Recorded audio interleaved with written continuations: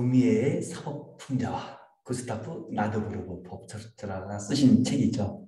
우리 서울대학교 법과대학 교수를 역임하셨던 최종국 교수님께서 번역을 한 책입니다. 이 책은 81년경에 나온 것으로 알고 있는데요. 제가 법학을 막 시작하면서 접했던 책입니다. 법하면 딱딱한 건데 예술이 각돼서 한번 보는 것이죠. 어떻습니까? 저는 실은 이 책을 보면서 제가 고등학교 때, 저는 70년대 후반에 고등학교를 다녔는데요. 고등학교 때 읽었던 러시아의 대문호, 톨스토이의 위대한 소설이라 할 수 있죠. 부활이라는 책을 읽었던 기억이 생생하게 떠올랐습니다. 그리고 그 기억은 40년이 훌쩍 넘은 지금까지도 제 머릿속에 남아있습니다. 물론 제 머릿속에 남아있는 것이 실은 잘못 입력돼서 오류가 있을지는 모르겠지만 적어도 제 머릿속에는 생생하게 떠오릅니다. 부활이라는 위대한 소설의 첫 장면이 말입니다. 그날은 여주인공 카투샤가 재판을 받는 날입니다. 재판 결과에 따라서 죽을 수도 있고 살 수도 있고 시베리아로 유배를 떠날 수도 있고 풀려날 수도 있고 그런 날입니다. 생가사가 갈리는 날이기도 하죠. 절체절명의 위기의 순간이기도 하죠. 이 재판을 기다리는 카투샤의 마음은 어떤 마음이었을까요? 두 손을 보고 기도하는 마음일까요? 아니면 모든 것을 포기하고 내려놓은 그런 마음이었을까요? 아무튼 너무나 어려운 마음이었을 것만은 분명했을 것입니다. 그런데 이와 대비되는 장면이 있습니다. 바로 그날 재판을 진행하고 재판을 하게 되는 판사실의 법관의 모습입니다. 재판을 앞둔 법관은 생각합니다. 오늘 이 재판이 끝난 뒤에 만나게 될 인사들 누구를 만나고 어떤 말을 할 것인가, 밭에서 어떠한 음식을 먹을 것인지, 어떠한 대화들을 할 것인지 말입니다.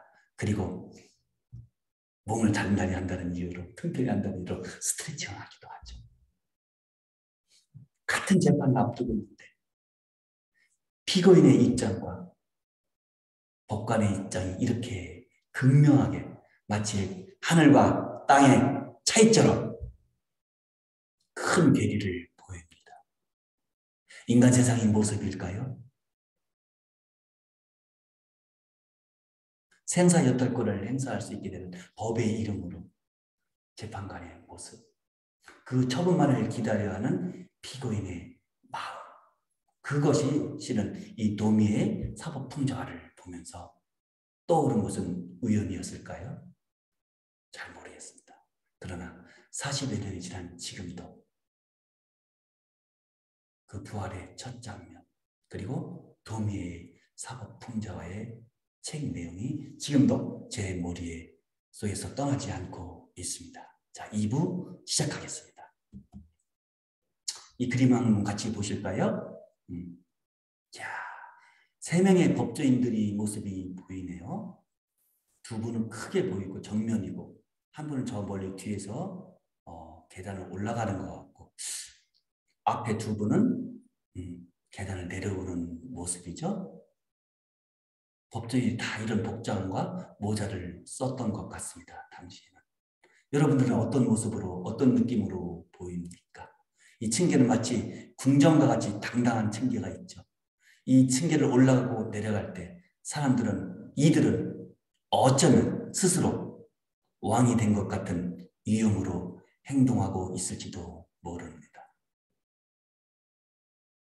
이 모습 어떻습니까? 누구도 넘보지 못하게 얼굴을 세우고 옆도 보지 않으면서 걸어가고 있는 모습. 또 앞분은 어떻습니까? 근엄이 있는 것일까요? 위엄이 있는 것일까요? 법조인들은 이런 모습 속에서 어쩌면 본인이 권위가 있고 위엄이 있다고 생각할지도 모릅니다. 마치 왕이 된 것 같이요. 그러나 재판을 받는 사람 입장에서는 이 모습 속에서 무엇을 느끼고 무엇을 발견할까요? 나하고는 괴리된 먼 나라 같은 이야기, 딴 사람 이야기로 느끼지는 않을까요? 나하고는 다른 세계 살고 있는 사람으로 말입니다. 재판은 같은 눈높이를 할 때 의미가 있는 것입니다. 재판을 하는 사람과 재판을 받는 사람이 같은 언어로 이야기를 하는 것이죠. 만약에 재판을 받는 사람은 프랑스어로 이야기를 하고 재판을 하는 사람은 영어로 이야기한다면 제대로 된 의사소통이 안 될 것입니다. 같은 언어로, 같은 눈높이로 재판을 하고 재판을 할 때 거기서 재판에 대한 결과의 승복이 이루어질 것이고 좀 더 진실에 접근할 수 있지 않을까 하는 생각을 해봅니다. 다음 그림 볼까요? 대단합니다. 다 고개를 막 빳빳이 들고 있을까요? 교만의 모습이 보이는 것 같기도 하고요. 상대방을 무시하는 것 같기도 하고요. 나는 너와 클래스가 달라. 우리는 같은 법조인이라 할지라도 같은 변호사라 할지라도 난 너보다 한 수 위지. 실력으로 보나 돈 많이 버는 것으로 보나 이런 느낌이 들어간 것 같아요.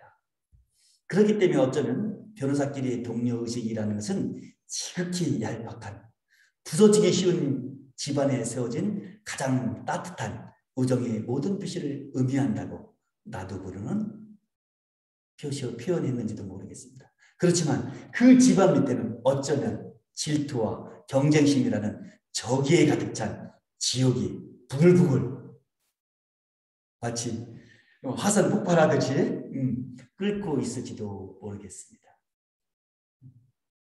저 모습들. 근엄한 모습이라 보기는 어렵겠죠.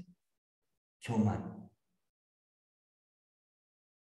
뽐내기, 잘난 척, 우월식 이런 것들로 이렇게 눈에 보여지게 됩니다. 또 여기 또 못생겼어요, 다. 도미애가 그린 우리 법조인들의 모습은 왜 그런지 잘 모르겠습니다. 사실 변호사들끼리 동료의식은요, 너무나 실은 괴짜이래요. 깨지기 쉬워요. 서로 우월의식이 있고 서로 잘나는 맛에 살아가는 경향이 좀 있거든요. 실은 다 같이 부족한 인간들인데 말입니다. 그래서 실은 변호사들끼리 동료의식이라는 것은 정말로 지극히 얄팍한 부서지기 쉬운 집안에 세워진 가장 따뜻한 우정의 모든 표시. 그 집안 밑에서는 저기에 찬 지옥이 부글부글 끓고 있다. 내가 이기게 되니까. 내가 저 사람을 제압해야 되니까. 법리적으로, 논리적으로 설득력 있게. 이런 뜻이겠죠. 재판이 이기게 되니까. 참 많은 것을 생각하게 하는 그림인 것 같습니다. 다음 그림 볼까요? 어떻습니까?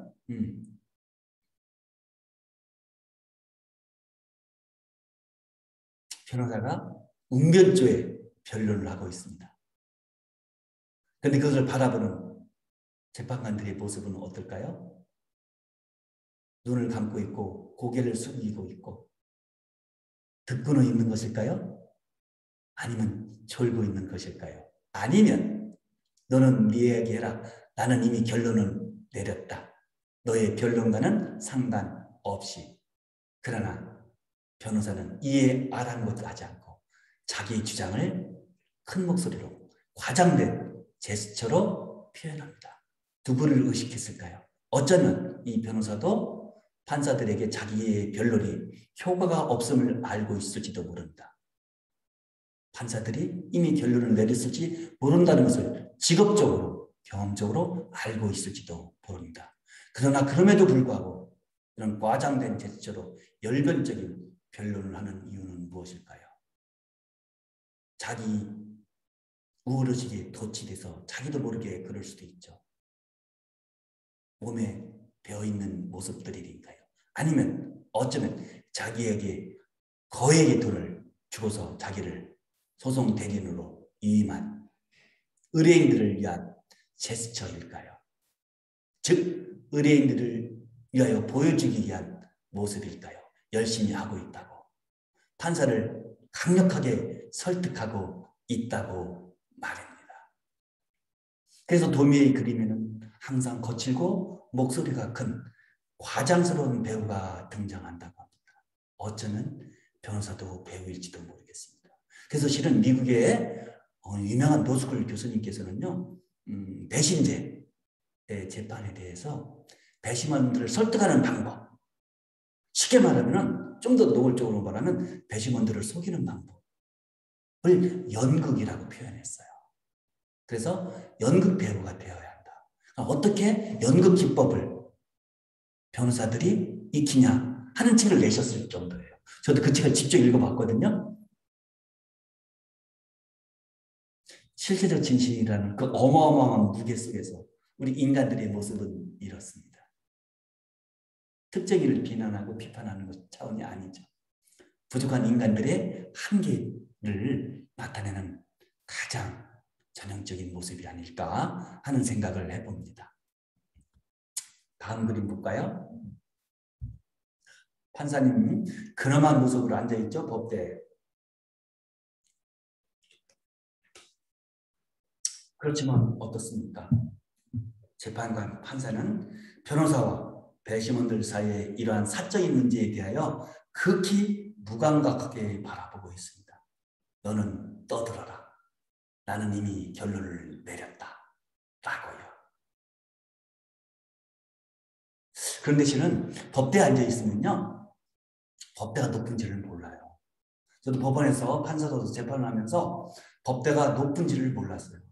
그런데 판사직을 사임하고 변호사로서 활동할 때 법정에 들어가자요, 진짜 놀라요. 법대가 너무너무 멀고 높아 보여요.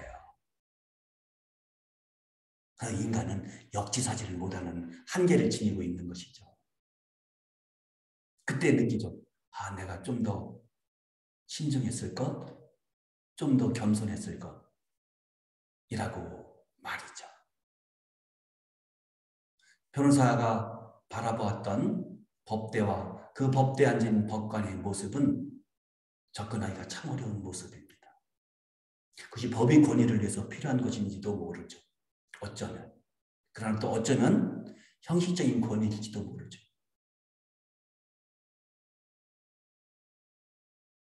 눈높이가 같아야 한다는 점에서는 우리가 한 번쯤은 생각해 볼 주제인 것 같습니다. 다음 그림 보겠습니다. 야, 서로 포옹하고 있네요. 나드보르는 이렇게 표현하고 있습니다. 감정 풍부한 변호사가 등장하여 눈물 어린 목소리와 섬세한 장면에서는 의뢰인을 끌어안기도 하여 배심원들을 감동시키려 한다. 제가 좀 전에 말씀드렸잖아요. 배심 재판은 연극일 수가 있다고. 한 변호사는 배우가 될 수 있다. 그것도 주연 배우로. 연극의 기법으로 배심원들을, 판사들을 좋게 얘기하면 설득하는 것이고, 극단적으로 나쁘게 얘기하면 속이는 것이죠. 자기에게, 아니 자기 의뢰인에게 유리한 결과를 도출하기 위하여. 이것이 인간이 만들어낸 재판제도의 모습이기도 하죠. 이면이기도 하죠. 전부는 아니겠지만 어쩌면 부족한 인간들이 만들어낸 제도의 한계일 수도 있겠죠. 그럼에도 불구하고 재판제도가 계속 유지되고 있다는 것은 그 나름의 가치가 있다는 의미도 있겠죠. 아니면 어쩌면 그나마 제일 나은 진실 발견에 제일 나은 제도다 하는 생각이 있을지도 모르죠.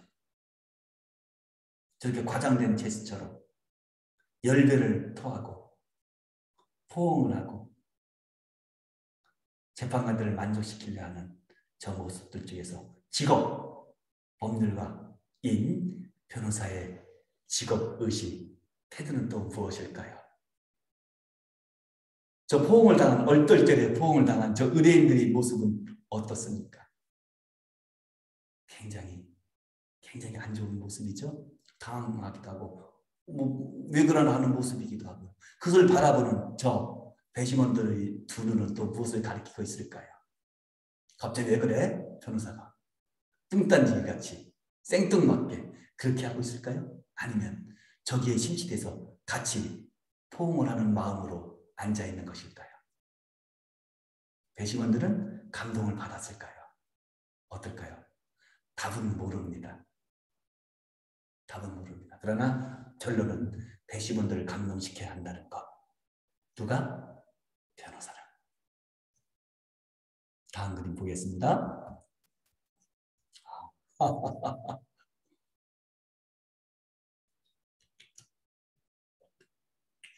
도대체 도매는 법률가들, 법조인들이 어떠한 점에 관심을 쏟고 동시에 반발하였을까요? 그는 무엇보다도 그들의 격정적인, 그들의 포즈, 그들의 제스처였으며 특히 그 격정이 그릇된 것이고 그 포즈와 제스처가 진실되지 못할 때 도매는 그 틈을 파고들었습니다. 그 허점을 드러냈죠. 그림으로써, 풍자로서 말입니다. 저 법률가의 모습 속에서 그럴듯한 것은 법복이겠죠. 법모와 그 법복을 입고 있는 저 몸은 또 어떤 생각을 하고 있을까요?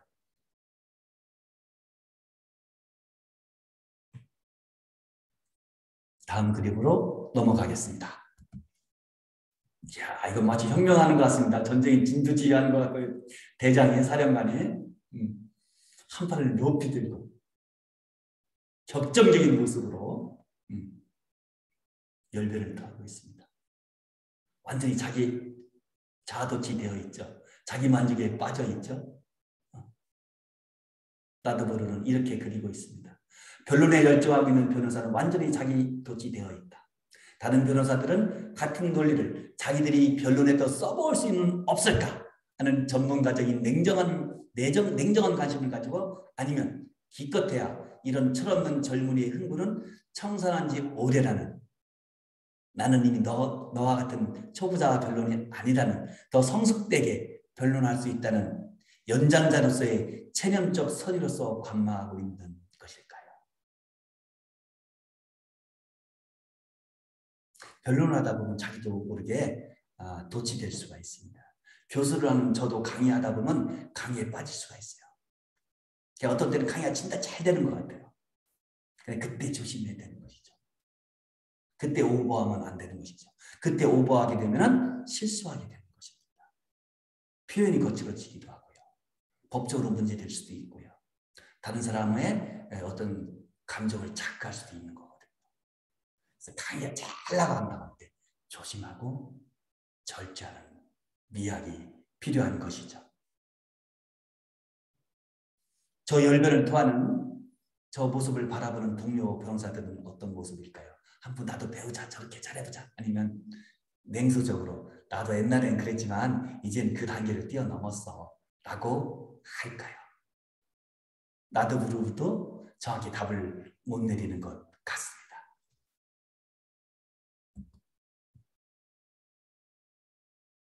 이 모습은 또 어떻습니까?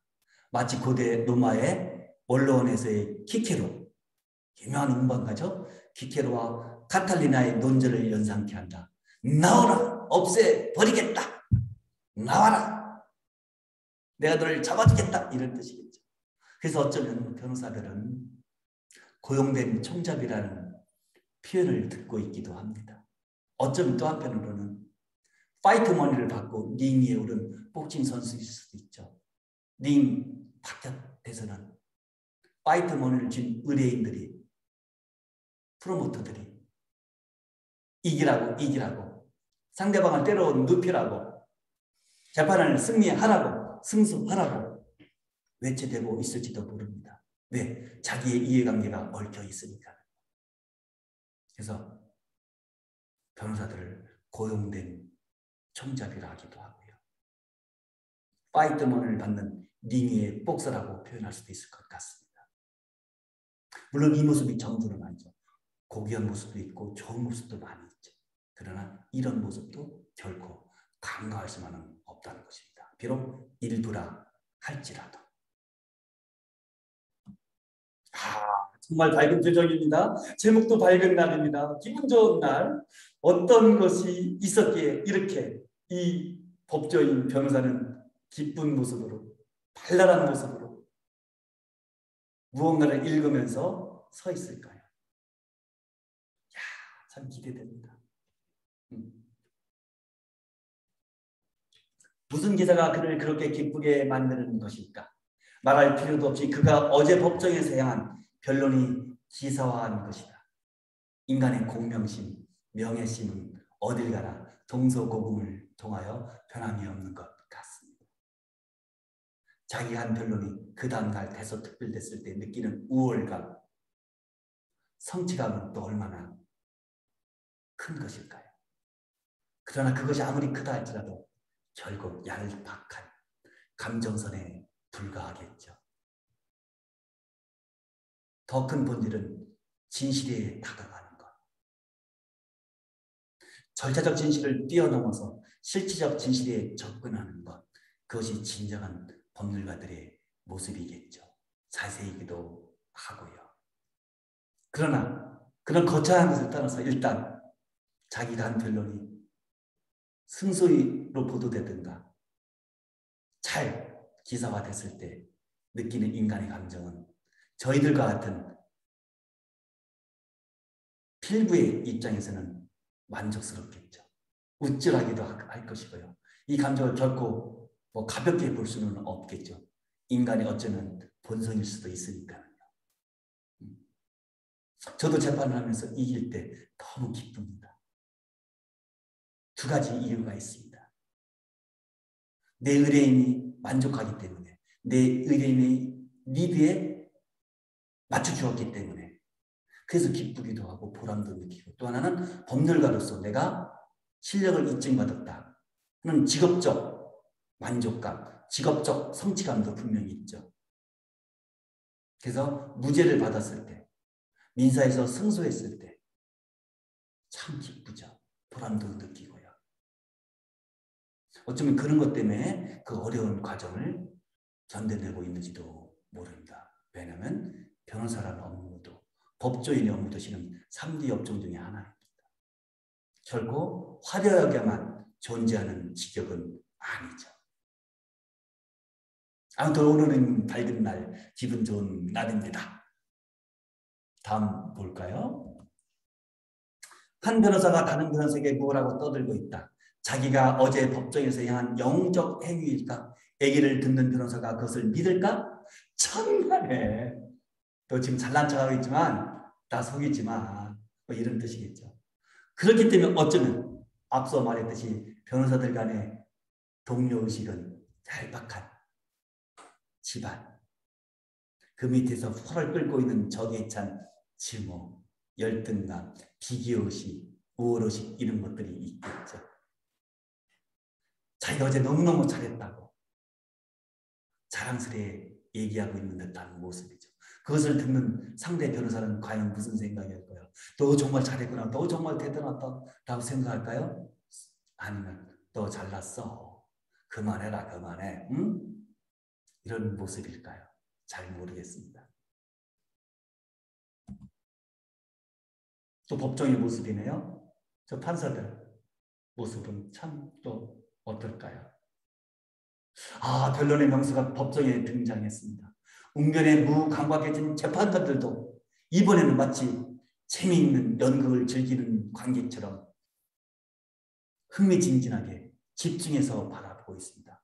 법문을 이마에 비스듬히 젖혀 쓰고 있고 팔을 책상에 올려놓고 마치 극장 칸막이 관람석에서의 자세를 취하죠. 그런데 어떻습니까? 유럽에서 극장 칸막이에 앉을 수 있는 곳은 굉장히 비싼 소위 말하는 로얄석이잖아요. 거기에 앉아서 여유를 갖고 흥미진진하게 변호사의 변론을 지켜보고 있습니다. 오늘은 색다르게 하네? 오늘은 그럴듯한데 이런 모습일까요? 이런 마음가짐일까요? 아무튼 오늘만큼은, 이 장면에서만큼은 판사들도 변론에 집중하고 있는 모습 같습니다. 아까 말씀드렸죠. 변호사들이 동료의식에 대해서. 두 변호사가 법복을 입으면서 웃음으로 얘기를 주고받고 있습니다. 오늘 나는 당신이 2주일 전에 내게 논박했던 방법으로 당신에게 도전하겠어. 그래? 그렇다면 나는 당신이 그때 방어하던 그 방법으로 그대로 당신에게 도전하겠어. 창과 방패 같습니다. 어떤 방패도 뚫을 수 있는 창, 어떤 창도 막아낼 수 있는 방패, 바로 모순이죠. 그런데 특이한 것은 변호사들도 법복을 입는다는 것입니다. 한국에서는 변호사는 법복을 입지 않죠. 판사와 검사만 법복을 입죠. 그러니까 제가 죄송합니다. 캐나다 같은 데서도 법정을 가봤는데 변호사들도 법복을 입고 있더라고요. 장단점은 있을 것입니다.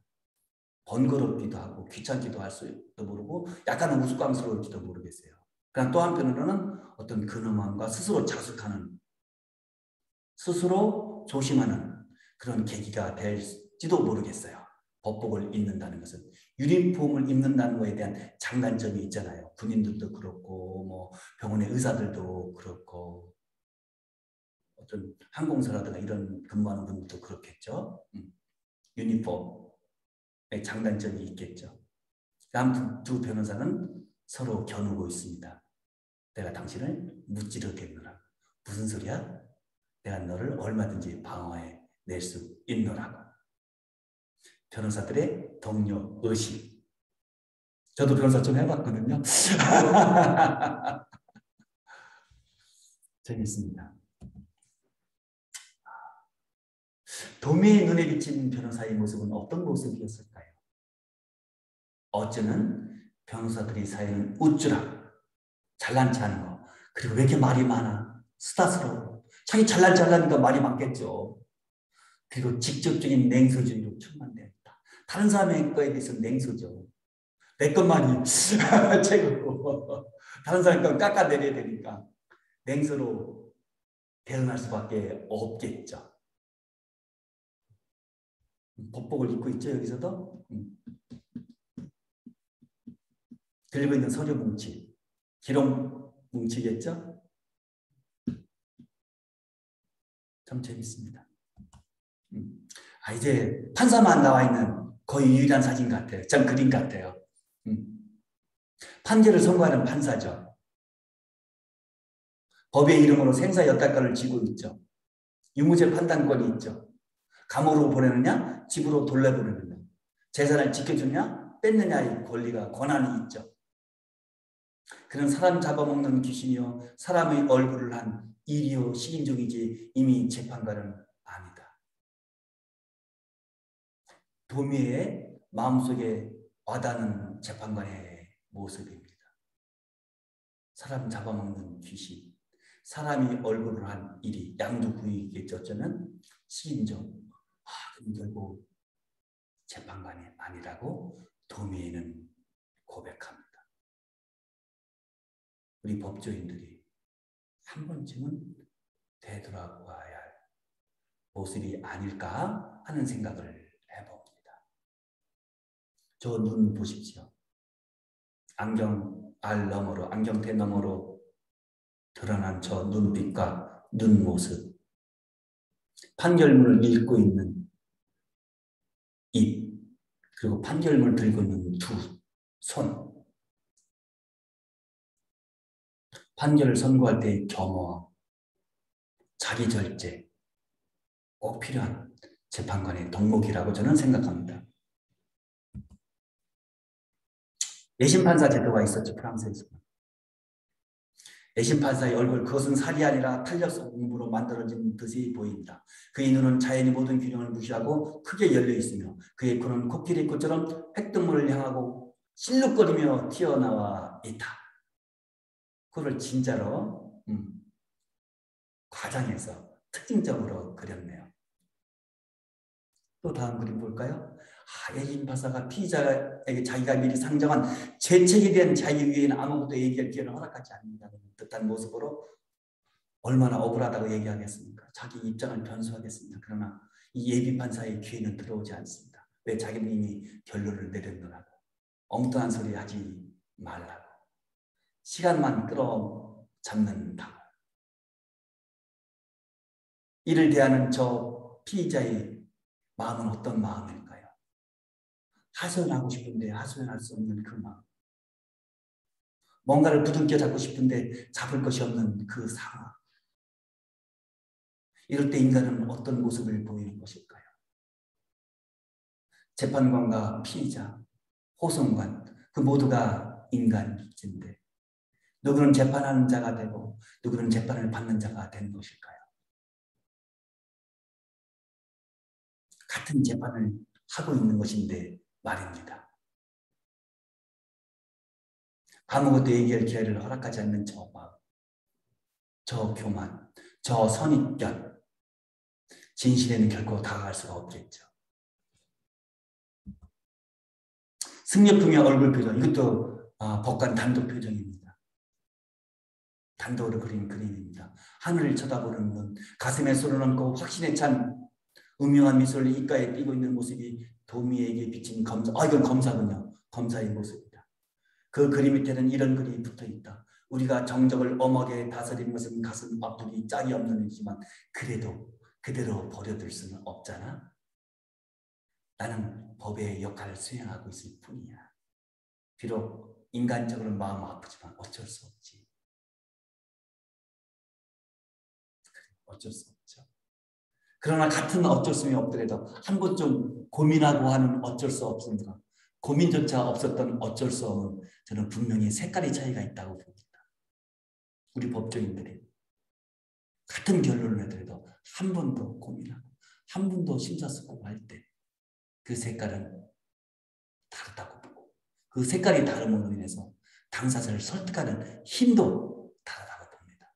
아무리 현실적 제약이 있다 할지라도 시간의 제한이 있고 체력의 제한이 있다 할지라도 우리는 그래도 한 발짝 더 진실을 향해서 나아가는 자세, 그 자세가 진정한 재판관, 법조인들의 모습일지도 모르겠습니다.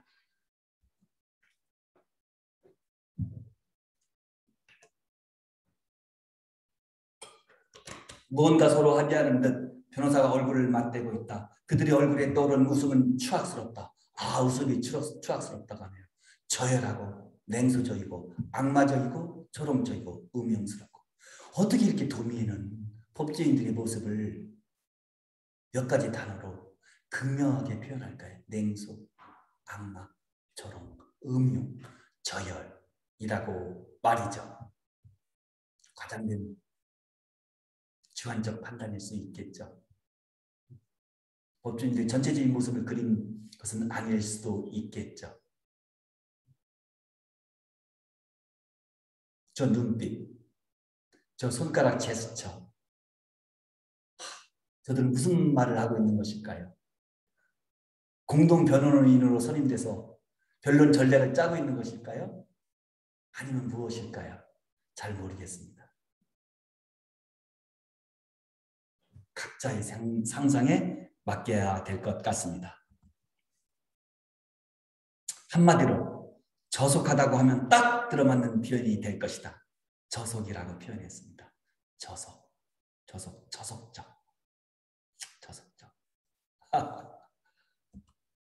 마치 연잣돌 같은 이 둘 사이에 가련한 칠면조 같은 한 아리따운 아가씨가 걸려들었다. 두 변호사의 의미심장한 미소가 그녀의 위아래서부터 뼛속까지 뚫어린다. 의뢰인이었을까요? 누구이었을까요? 이 여인은. 지금과는 달리 그때는 법조인들이 아마 거의 100% 남성이었을 것 같습니다. 지금 여성이 어마어마하게 많죠.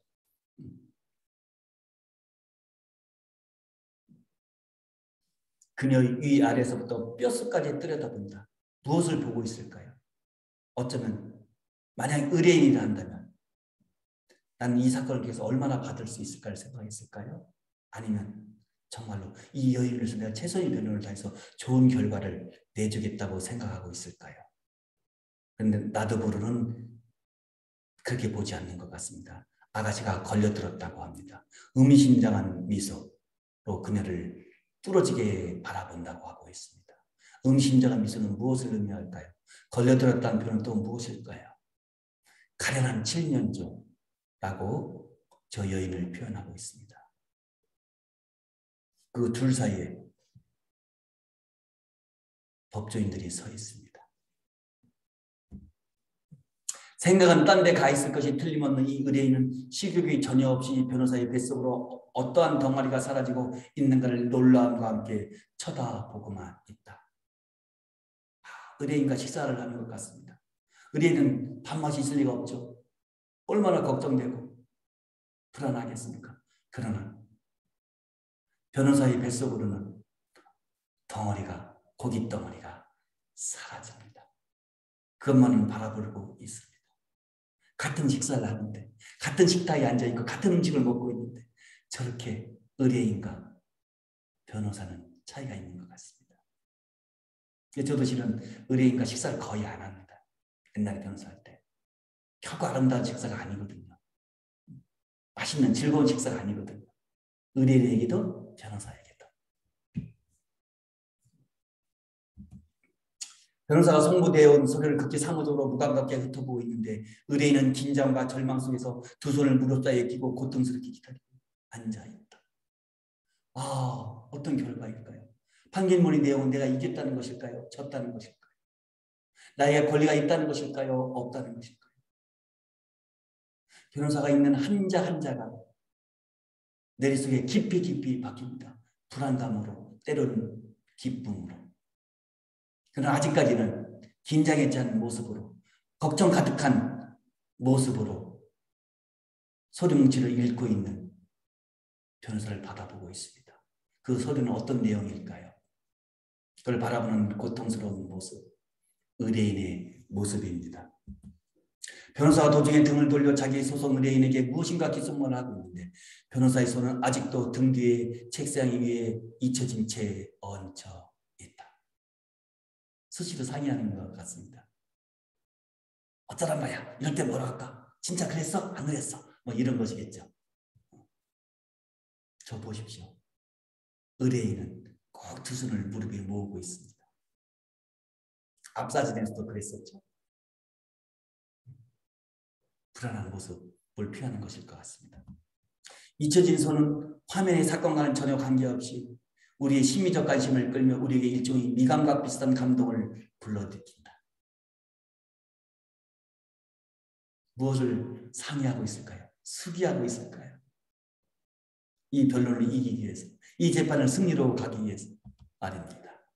한 인간에게는 중심적인 사건이라 할지라도 누군가에게는 그저 원둘레의 한 점에 불과한 것. 법조인에게 사건 당사자는 그런 존재에 불과. 두 여인이 변호사에게 급히 달려와 애걸할 일이 있음을 분명해 보인. 그러나 이 변호사의 오만한 얼굴에는 나의 상전은 법률. 그것이 정당하든 부당하든 관계없다. 나는 법으로만 하면 되는 것. 당신에게 권리를 부여하든 부여하지 못하든 이 말은 결코 법의 보호를 받으려는 사람들에게 위로가 될 수 없겠죠. 두 손을 모읍니다. 의뢰인들은 저렇게 간절함의 표현이겠죠. 두려움의 표현이겠죠. 변호사에게 있어서 상전은 법률. 나는 법대로만 하면 되지. 진 것은 법 때문에 진 것이고 라고 책임을 돌릴 수도 있겠죠. 어떤 모습입니까? 어머니가 어린 아이의 손을 잡고 울고 있습니다. 그러나 눈을 감고 거만한 얼굴로 고개를 쳐든 저 법조인의 모습. 고개 숙여 눈물을 손수건으로 닦는 저 모습. 아들의 손을 잡은 저 모습을 우리는 어떻게 바라보아야 할까요? 제가 판사 시절에 가장 가슴 아팠던 장면이 지금도 떠오릅니다. 협의혼을 하는 사건이 있는데요. 엄마 아빠가 이혼을 하게 됐는데 지금 그림 속에 그 꼬마가 같이 엄마 아빠를 따라왔습니다. 엄마 아빠를 따라올 때는 결혼 상태였지만 협의혼을 확인받고 나가는 상태에서는 이혼 상태가 되겠죠. 비록 아직 신고는 안 했지만 그때요, 제가 협의회를 마치고 점심 식사를 하기 위해서 법원의 계단을 내려가고 있었는데 좀 전에 협의원을 마쳤던 그 당사자와 꼬마아이를 만났습니다. 계단에서. 그런데 그 꼬마아이가 울면서 엄마한테 갔다가 아빠한테 갔다가 매달립니다. 엄마 아빠 우리 같이 살자. 엄마 제가 잘못했어요. 우리 같이 살게 해주세요. 엄마 아빠 헤어지지 마세요. 라고 울먹이던 엄마한테 가서 쪼르르 갔다가 그것이 안 되니까 또 아빠한테 쪼르르 가서 애걸하는 그 모습을 저는 지금도 잊을 수가 없습니다. 이혼에 있어서는 책임 있는 자가 있겠죠. 부인이 잘못할 수도 있고 남편이 잘못할 수도 있겠죠. 엄마 쪽 잘못이 있을 수도 있고 아빠 쪽 잘못이 있을 수도 있고 둘 모두의 책임일 수도 있겠죠. 거기서는 책임의 우열을 가릴 수도 있겠죠. 그러나 나이 어린 자녀에게는 오히려 자녀가 피해자죠. 약자죠. 오히려 엄마 아빠가 가해자일 수가 있겠죠. 어쩌란 말입니까? 그렇다고 이혼을 안 할 수도 없겠죠.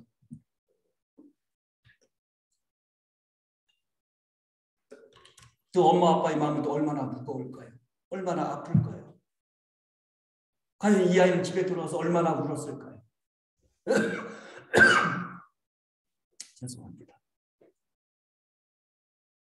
이 마지막 그림은 우리에게 많은 것을 표현하고 있고 시사하고 있습니다. 법률가들의 세계와 일반 시민들, 의뢰인들의 세계를 극명하게 보여주는 것 같습니다. 서로 이야기하고 있는 세 사람의 변호사. 그들은 검은 가운을 펄럭이며 항상 바쁜 듯이 자신들이 중요한 존재의 일을 주위에 풍기려 한다. 존재 가치를 드러내는 것입니다. 어땠습니까?